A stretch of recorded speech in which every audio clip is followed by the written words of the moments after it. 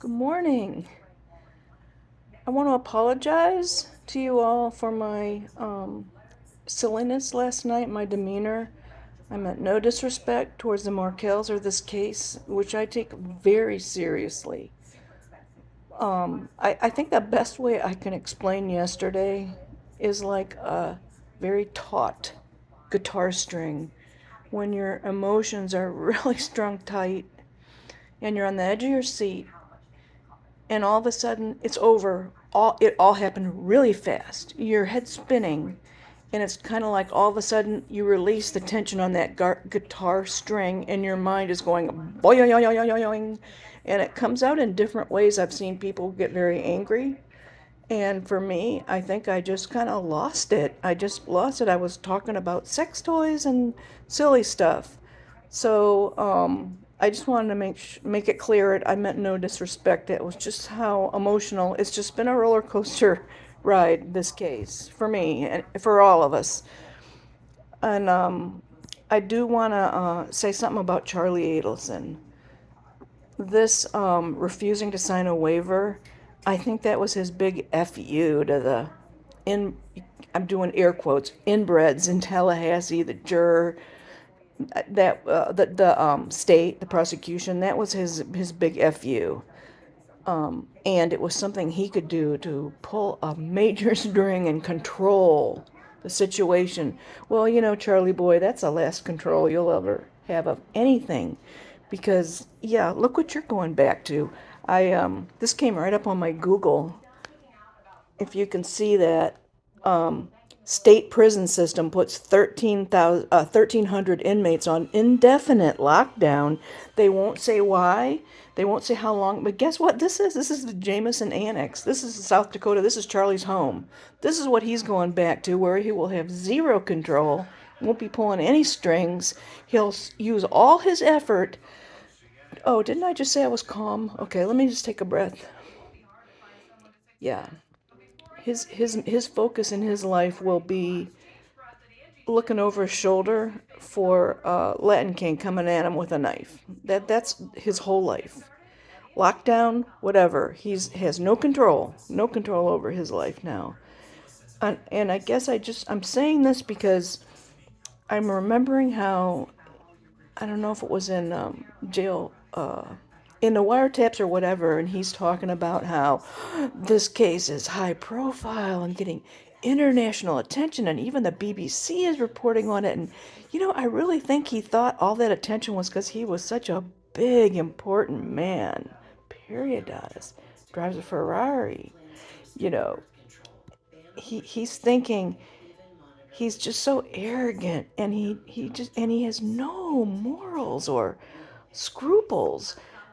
I mean, this is a guy, not only did he murder a human being, Dan Markel, he was a part of murdering the innocence of countless young Asian girls. And I don't mean young women like 18, 19. I'm talking little girls who might not even have had their period yet, 10, 11, whatever, having sex with little girls. He's a despicable human being. The high profile nature is because an awesome person was murdered, not him. Him and his, you know, the maestro, and he's a playing gangsta.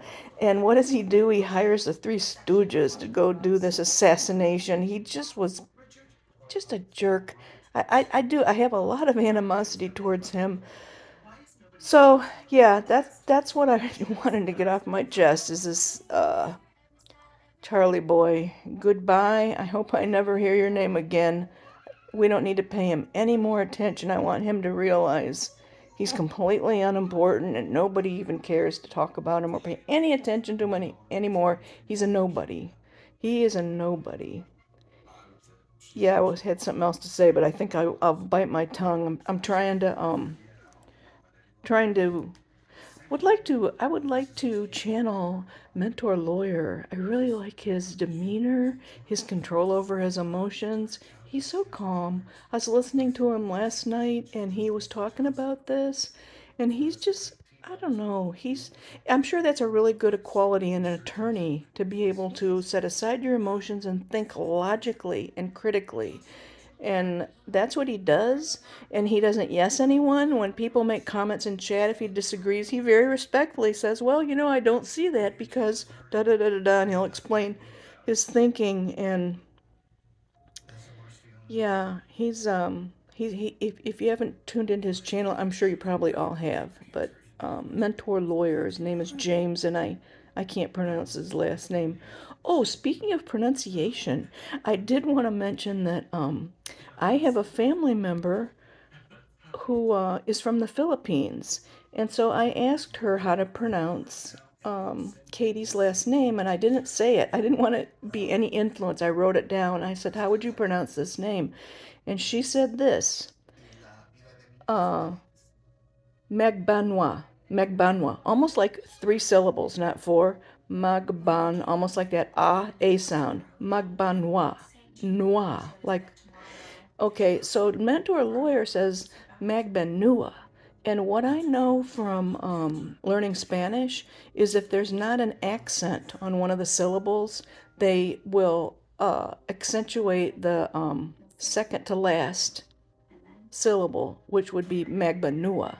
And James has an accent, so I'm pretty sure he might have that Spanish influence because that's how he thinks it's pronounced.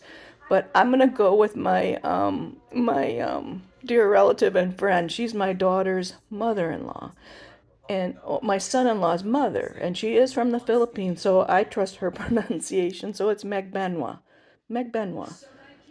Um, I don't even know why that's important. It's not, but um, so anyway, I've got about an hour here. I better get my patootie in gear and pack up my stuff. Although luckily already did like more than half, I think, yesterday.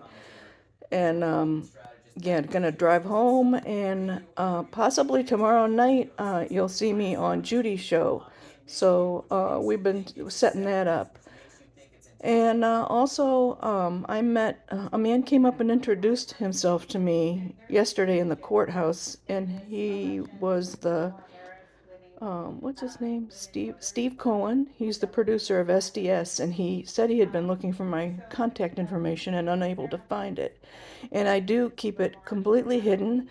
I am active on Instagram, but nobody knows what my name is over there except for I told Judy, but Mia Wallace knows me over there, and also Jessica. Jessica knows me over there too, and Jared Ross. But anyway, um, I keep my anonymity. Everybody knows my last name is N, except for Judy and Patty Wilson and a few people. But I do that not because of you guys. I love you guys. I trust you. I'm so fond of you.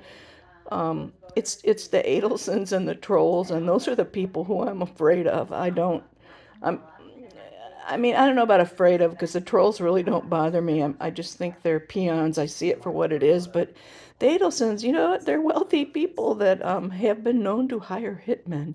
So I'm not, very fond of the idea of them having a way to contact me or their minions, whatever.